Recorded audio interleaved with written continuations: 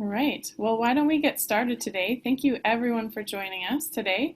This webinar is Workers in Transition with Lliam Hildebrand. I'm Julie Roll, animator with the Energy Futures Lab and former Energy Futures Lab fellow. I'll be your host for today's session. So let's start by screen sharing some slides. Thanks everyone for joining us. It's really great to see you all here.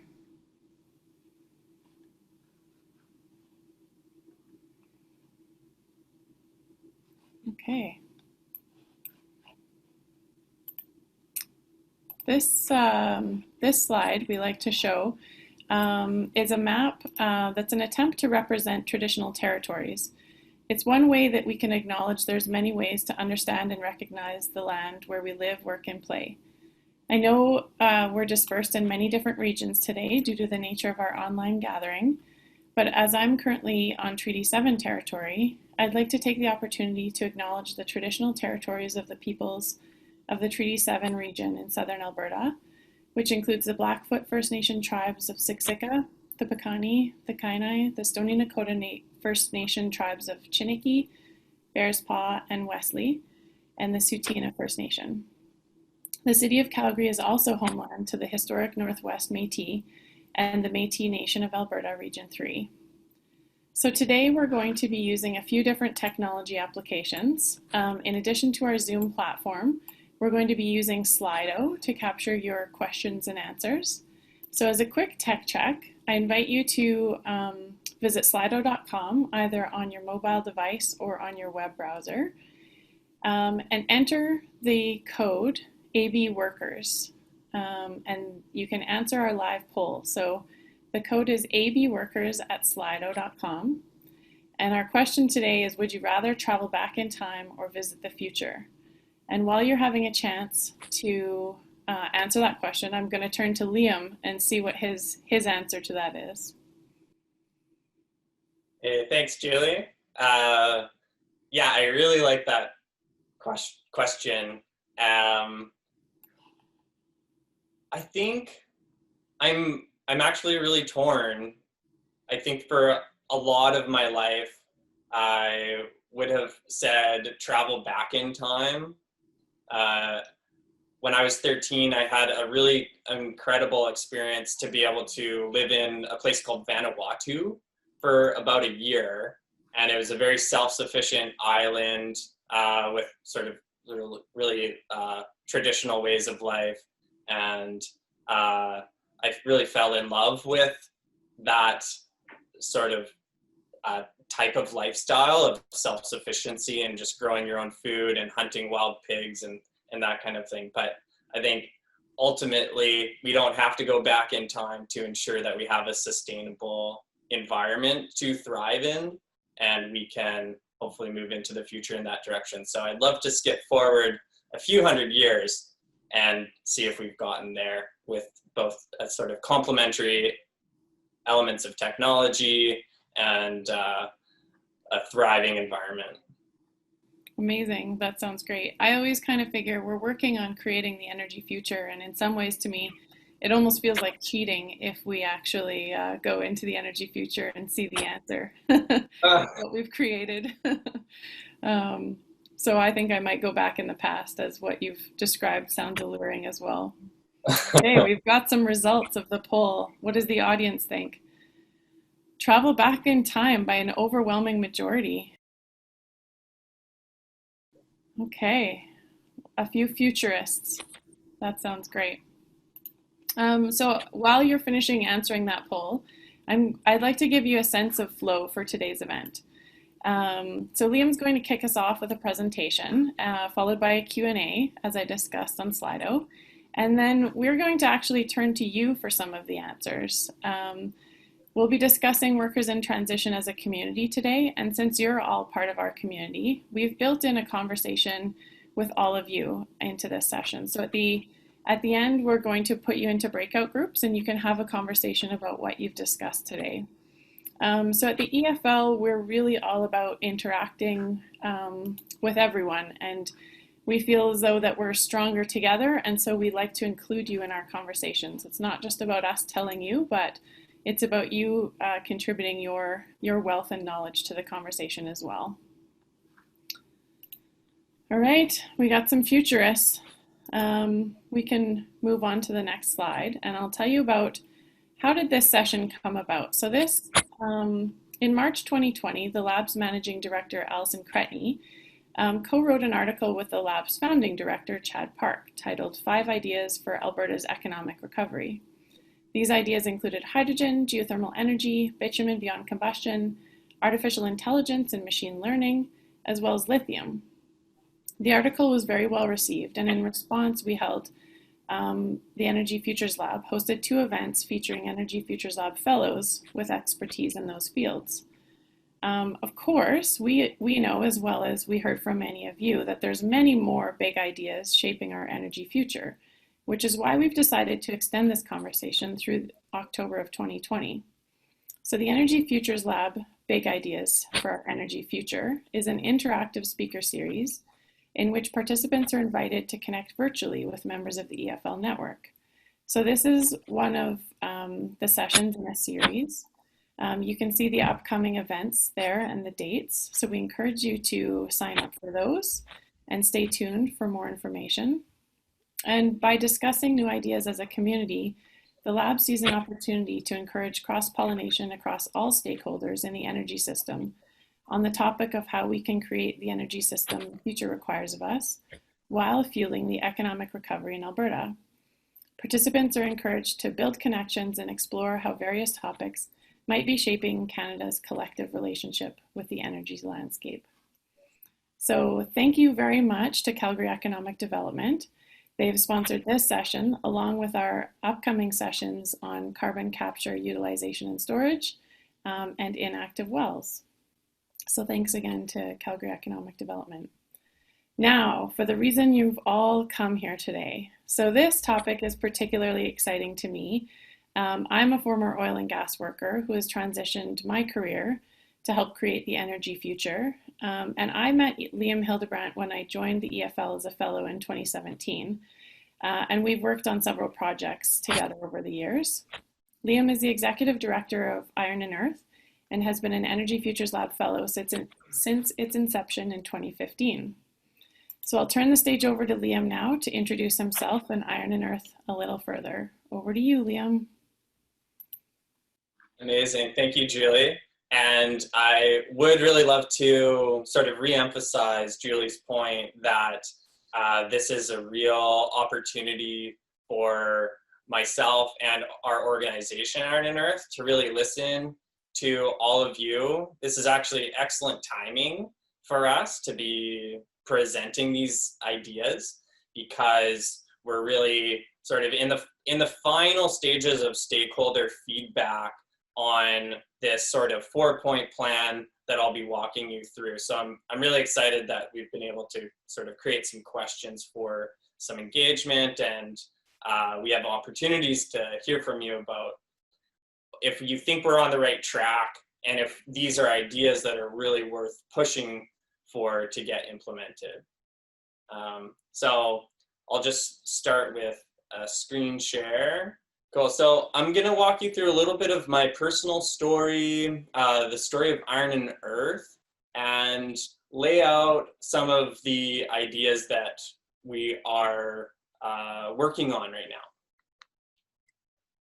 So I started my my career in the steel industry in this steel fabricating shop you can see here. I'm actually in this photo amongst my coworkers.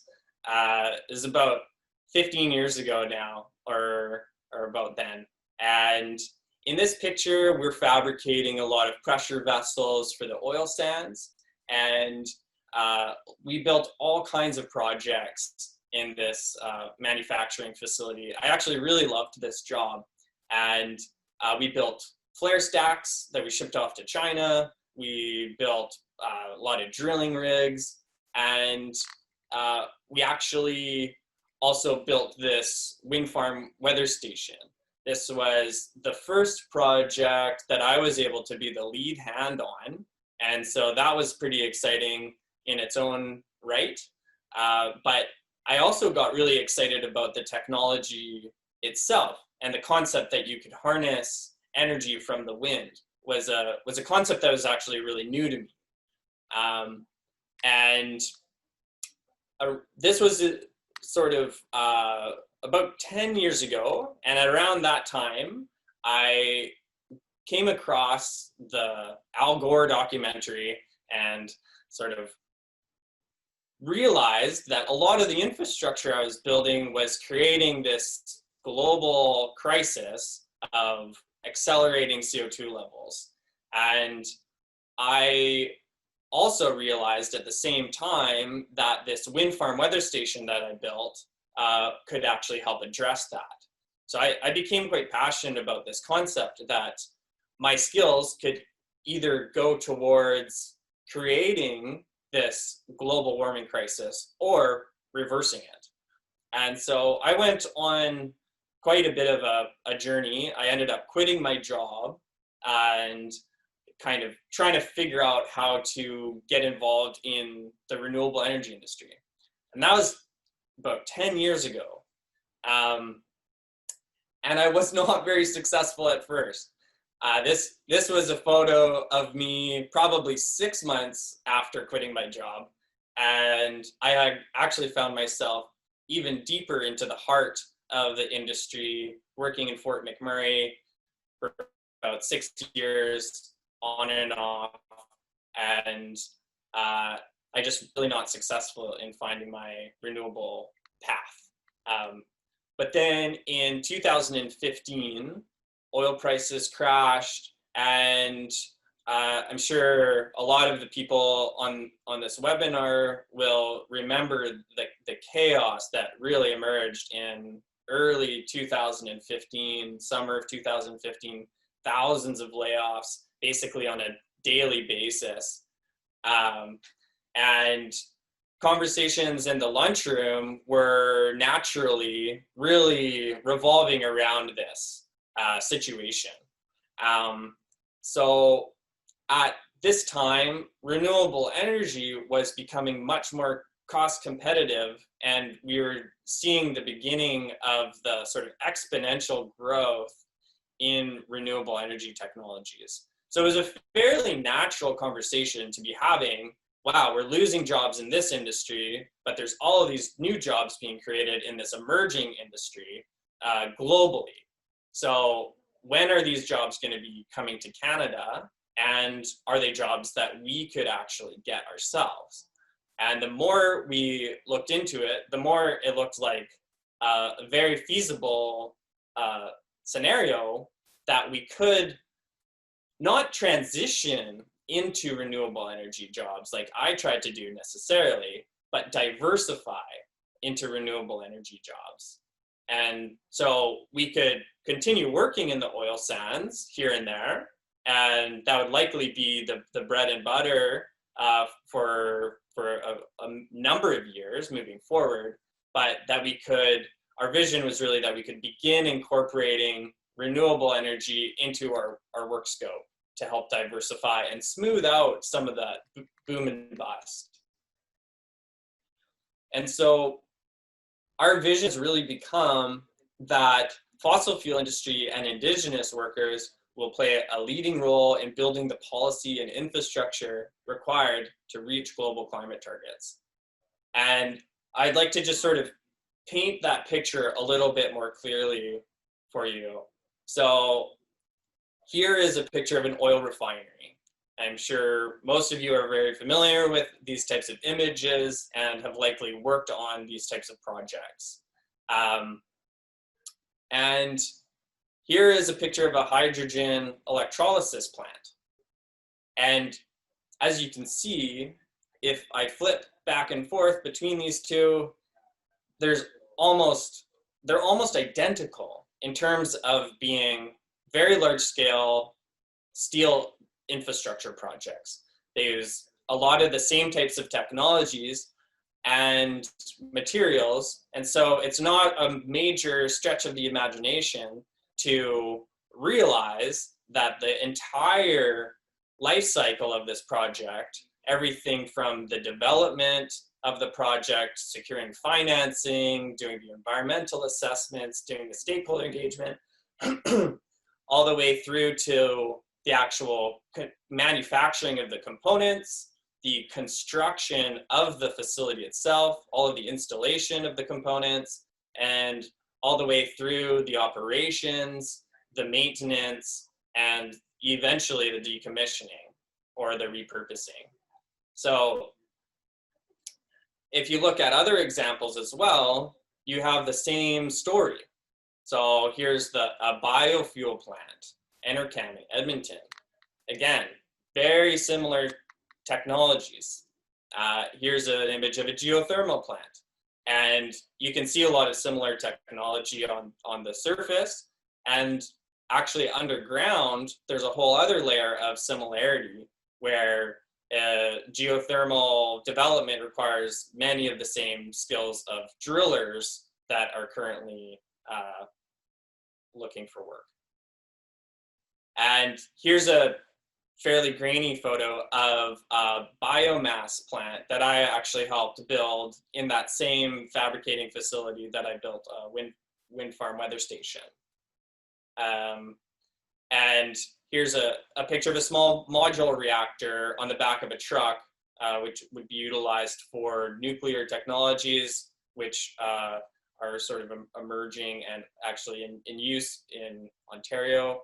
And it's not a stretch of the imagination here to imagine something like this driving down the streets of Alberta. So we really envision at Iron and Earth, and this is what we're hoping to get some feedback on today, is a 4-point plan to really build on the strengths of our industry as sort of pictured above, and how we can leverage those strengths to support a green recovery during this sort of major moment that we're in globally. And we envision a transformation, but even more so an upgrade of our existing workforce, business, infrastructure, and environment. So I'll take the rest of the presentation to really walk through those elements.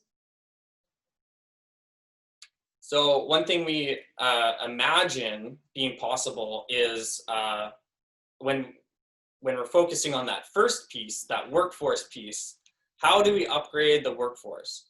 Well, we have a lot of the existing workers already that have gone through these extensive 4-year programs, whether it's engineering programs or trades programs, and we don't need to put them all through another 4-year program. That would be a real waste of money and a waste of everybody's time and talent. So we imagine a national upskilling initiative that's focused on really rapid upskilling of existing workers into these new technologies like hydrogen and geothermal, biofuels, biomass. And sort of one example of that is some of the focus of Iron and Earth has been on training programs. So here's a picture of a training program we completed in partnership with the Louis Bull Tribe. It was 5 days long. It was primarily electricians. And after the program, all of the people were prepared with the skills to work in solar PV jobs. And some of them did secure that employment.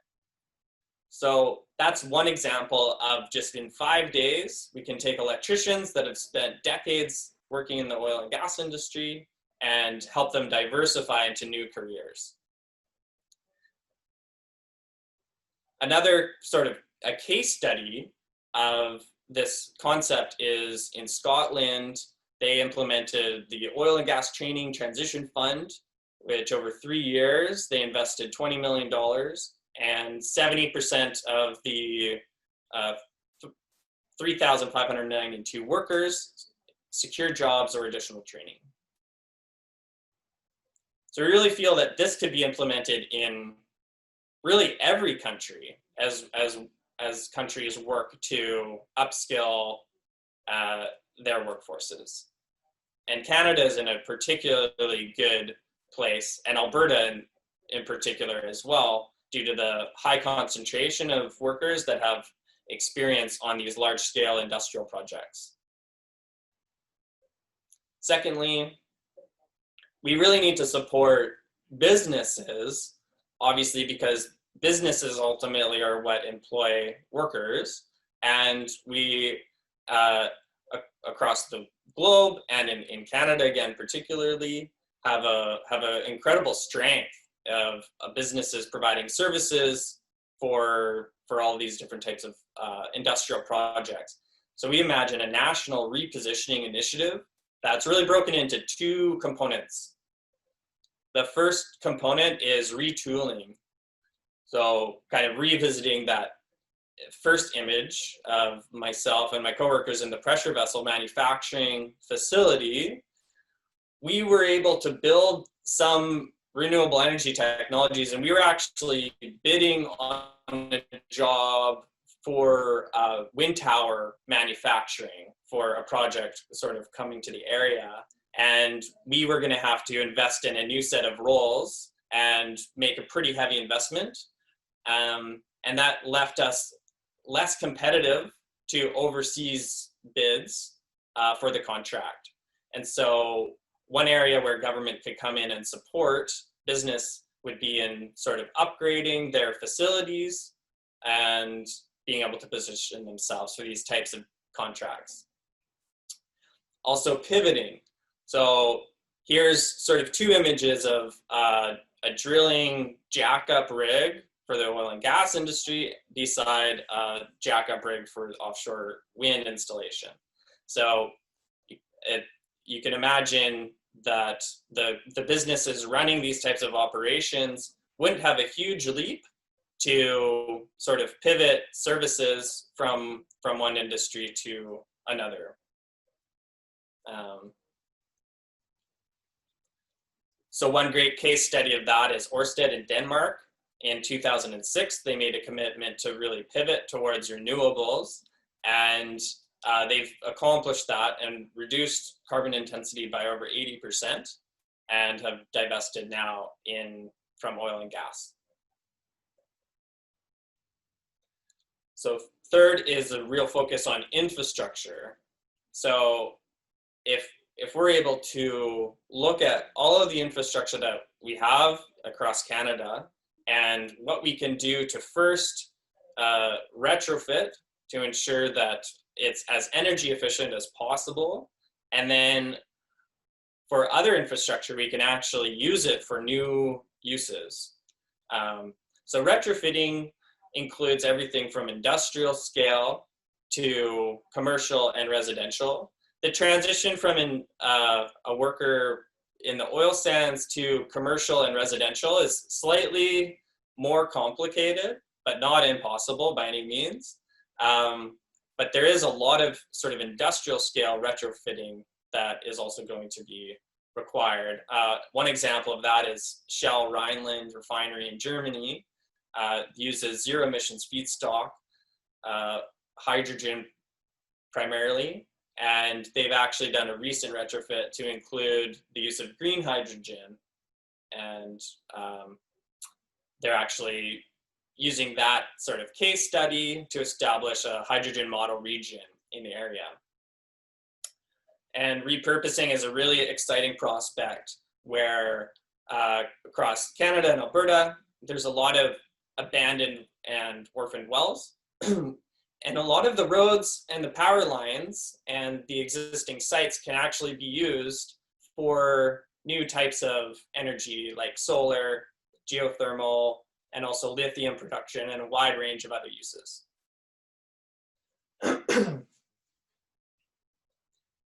And finally, in this process, we of course can't forget the environment itself as a real fundamental pillar of the economy and our prosperity. And we're really looking at what a national nature-based solutions initiative would look like and how that would complement these other three national initiatives. and this one being focused on upgrading the environment. So some examples of that are sort of urban wetlands and protecting and revitalizing forest areas and reefs and dunes and beaches. It's a pretty vast area that's actually fairly new to our organization in terms of our thinking, but it does make a lot of sense when you're thinking about how many workers in the fossil fuel industry actually do work in sort of the environmental side of things, and those skills are actually quite transferable over. There's obviously a ton of reclamation work involved in any project in the oil and gas industry, and those skills can be largely applied to the emerging nature-based solutions industry.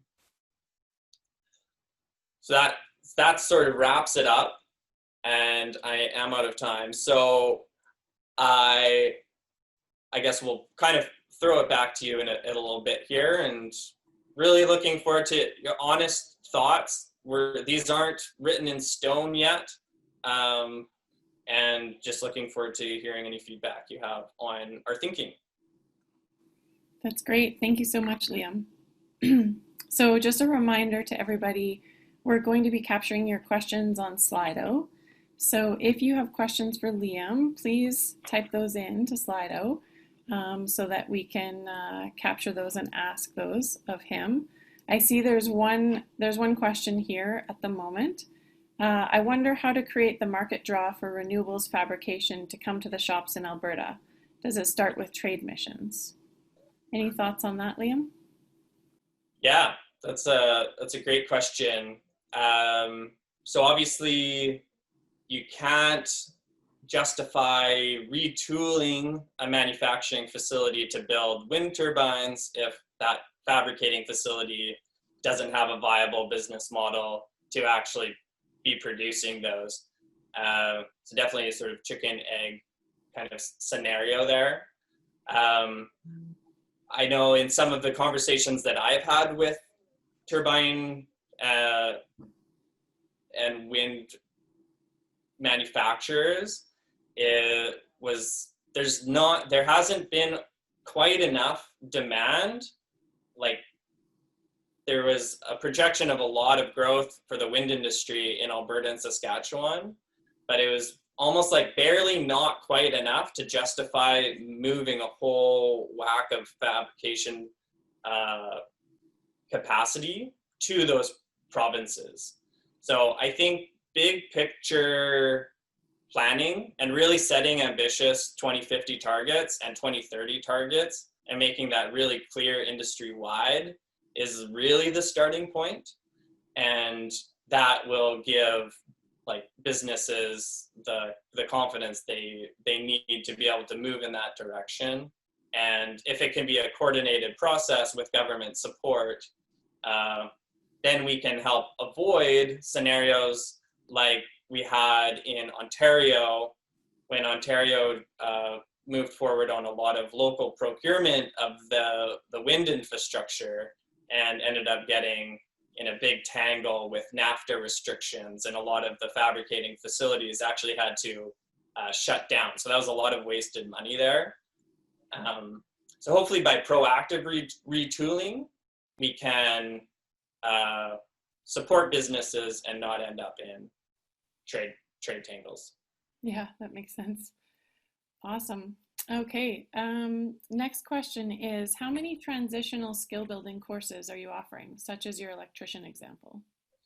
Yeah, so we actually just finished developing 3 training programs, and we're about to start delivering that we're testing them out this fall, actually, and then we're going to start delivering them in the spring of next year. And so they include a 5-day solar PV course focused on electricians only. So it's fairly technical. Then we have another 10-day 5 to 10 day community-based program. So that's for non-electricians to do the non-electrical scope of projects. They won't be doing any electrical jurisdiction work, but we'll be training them on how to work safely alongside electricians and how to do more of sort of the labor side of infrastructure. And then we actually have a 5 to 10 day wind energy training program, which is focused on helping prepare people to enter wind related employment. So it's not the sort of 2-year Lethbridge College wind tech program by any means, but it's enough to get a pretty good understanding of how the wind energy industry works, how to work safely on a job site, and how to approach the process of securing employment in that industry. Awesome. Sounds great. You mentioned repurposing. Just wondering if you have an idea of the approximate number of abandoned or orphaned wells currently in Canada. Oh yeah, that's a good question. And Keith Hirsch would pin me down for not knowing this off by heart. I think Alberta, isn't it the 100,000 in Alberta alone? Yeah, Alberta's in the 90,000 range for sure, in terms of inactive sites. Yeah, the number. I don't know how many across Canada, but the opportunity is immense. And I guess the kind of cool thing to point out on this one is that like 10% of the oil wells, if 10% of the oil wells in Alberta were repurposed for solar, that would provide that would basically provide all the land mass required for the 2030 targets for solar development in Alberta. So yeah, there's plenty of space there. Yeah, it's exciting with huge potential, that one for sure. Okay, the next question upvoted is RBC is in the news, or RBC in the news yesterday as the first financial institution to sign a long-term renewable energy purchase agreement for Southern Alberta. Is this a watershed for more agreements?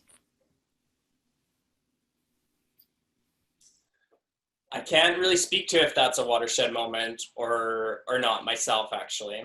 I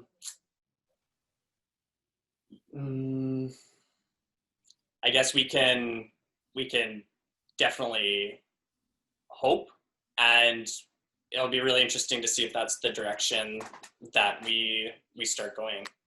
Yeah, it's nice to see some Canadian players getting into the game in Canada, right? Yeah. Okay, question from Maggie. What if there was some vertical integration between wind and solar farms owned by the fabrication facilities? Make them, install them, and operate them. Yeah, I like that idea. I mean, I guess that's what we have seen with SpaceX is a really incredible example of vertical integration, and they really disrupted the whole space industry, space exploration industry by using that vertical integration model. So yeah, it'd be quite interesting to do some more research on the opportunities there. Yeah, interesting idea. Next question, do you offer support or training for non-trades and the energy transition? For example, engineers, geos, etc. Yeah, absolutely. So the community-based or sort of general audience solar training program that we have is for absolutely anybody. We're really focusing our service provision towards fossil fuel industry and Indigenous workers. So those are the people that will get priority in terms of any grants that we can provide or subsidies that we can provide. But yeah, definitely pretty open program. And then our wind program follows that same model as well. That's not an electrician focused program. Awesome. Next question is, how is Canada/Alberta positioned competitively against the Far East, where a lot of this equipment, for example, the wind turbines, is manufactured currently? Yeah, I think that's sort of related to the scenario I raised briefly about Ontario, where I don't think a lot of the manufacturers would have been in a position to bid competitively against areas like the Far East on these projects. And so the government attempted to implement a local procurement policies that required wind developers to purchase a certain amount of their components locally or from within the province. So it's pretty clear that they weren't in a competitive position at that point because these local procurement policies were required. However, it's possible that with enough support towards retooling their facilities and support in repositioning through sort of pivoting and diversifying, that a lot of the overhead costs to become competitive could be supported and put a lot of companies in a much more competitive position. Awesome. We have time for one more question before we move on to move you all into breakout groups to discuss. The major cost stopping many from reskilling is foregone income and any financial insecurity. So how can we best promote reskilling, especially in a bad economy, for oil and gas now? Yeah, I think, one thing we struggle with as an organization, and why we're really promoting this national upskilling initiative, is currently the majority of programs to get any support to get some training, you actually need a job first. So I think the biggest thing for the government to start doing is providing opportunities for people to train proactively. So if they don't have a job, they can go get training so that they can go get a job because they're trained for it. Right. So that's a real big flip that we need nationally. Awesome. That makes total sense. Okay, now we're turning over the conversation to all of you. So we're going to, pretty soon here, we're going to put you into breakout rooms with some of the other participants. And we'd love if you could turn your camera on and engage in conversations with each other. So we're asking you, what aspects of the 4-point plan are most exciting to you, and what would you like to see more of? So this is with respect to William's question. And we encourage you to meet some new folks, reflect on what you've learned. And then after we have you in breakouts for a little while, we'll bring you back into the main room and ask you a few more questions on Slido, get your thoughts and insights, and then close you all out around 1 o'clock Mountain here. We'll put the questions, we can broadcast them to you as well, and we can put the questions in the chat so that you have those as well. So I will do that now. Thank you for asking, Maggie, because then those should stay with you as you go into your breakout rooms. And we'd love for each of you to have rich conversations. So if we're ready, I'll invite you to join some breakout rooms. Thank you so much for joining us, everyone, and for contributing to the conversation. We've got a couple more Slido polls that we're going to run through and just see where everyone is at. So if we could hop back onto Slido, I'm going to go on my mobile device and actually go to it that way. So I think if we go to the next slide, we'll activate the next poll. There we go. So how desirable is this idea, transitioning energy workers in particular, for Canada's energy future?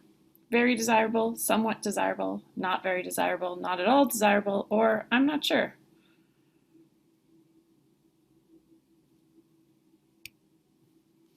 Love to hear your thoughts now.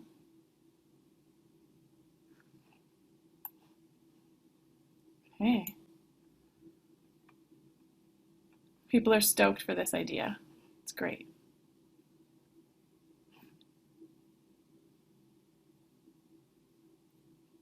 Just let the last few come in if you're able to. That would be great. And then we can move on to the next one.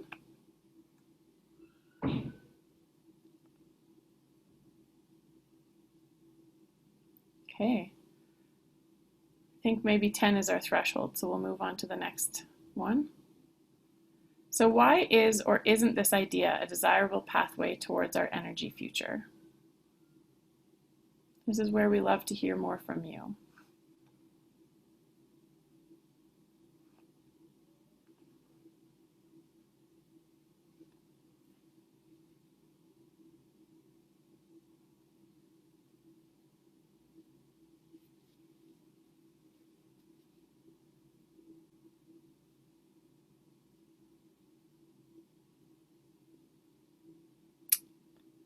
Opportunity and awareness may be lacking. It's necessary and urgent for workers and the climate.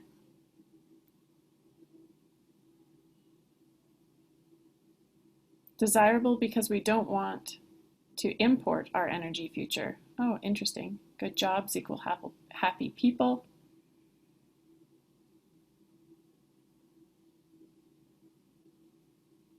It's desirable. Let's find ways to keep our workers and skill sets here instead of the brain drain, right? Our energy system and infrastructure is moving in this direction, and we need people to build this future and capture the economic growth opportunities. I love the positivity of all the people on the call. It's great. I think it's the future. We embrace it or get left behind.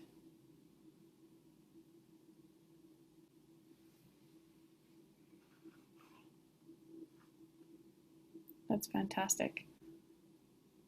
We have to pivot with the rest of the world or become a have-not province in the future, and this is a key part of that pivot.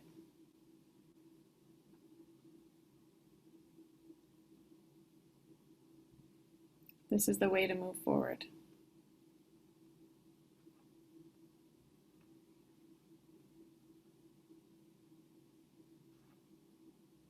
Okay, thank you for your responses. We'll move on to the next question. Should government invest in the Iron and Earth 4-point plan? So 1 would indicate a no, and 5 would be an overwhelming yes. What do you think? Should government invest in the 4-point plan?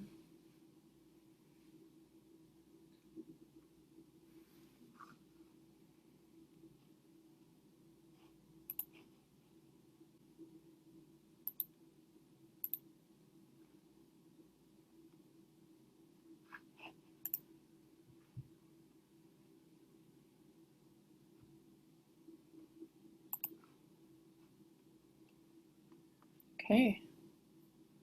We've got some good support for government investment in this idea. This is great.